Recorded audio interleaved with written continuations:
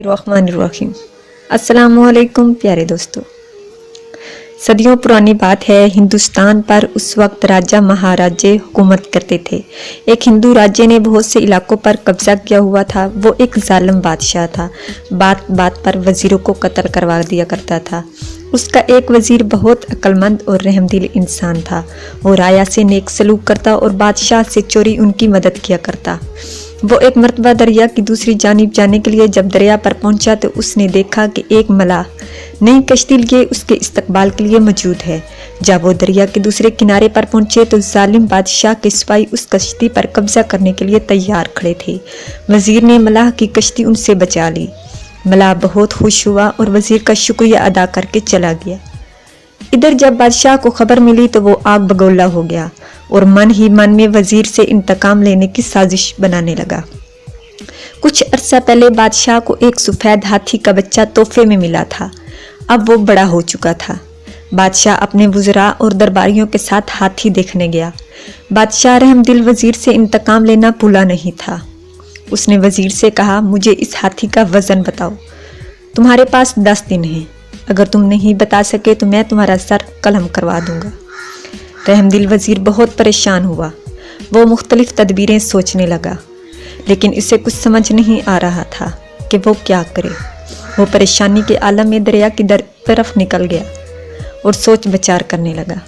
उसी दौरान वही मलाह उसके पास आया, झुककर सलाम किया और वजीर को परेशान देखकर पूछा, क्या बात है मोहतरम वजीर, आप कुछ परेशान दिखाई देते हैं।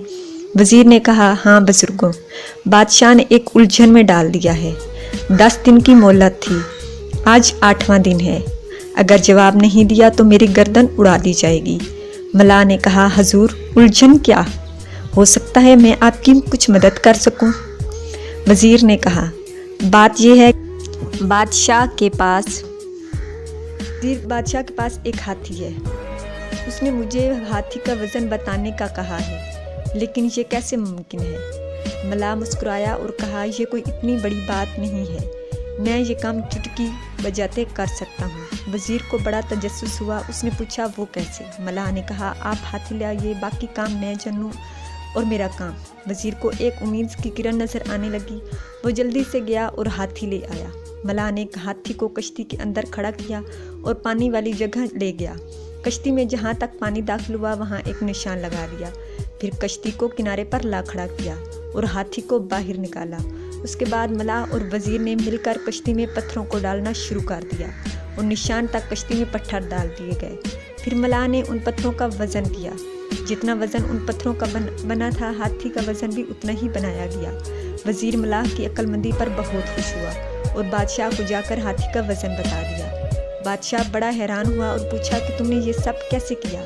जिस पर वजीर ने सारी बात बताई। बादशाह बहुत शर्मिंदा हुआ और मलाह और वजीर को बहुत सा इनाम दिया। दोस्तों, वजीर ने मलाह की कश्ती बचाई थी और मलाह ने वजीर की जान बचा ली। अल्लाह हमें नेक काम करने की तौफीक अता फरमाए। आमीन।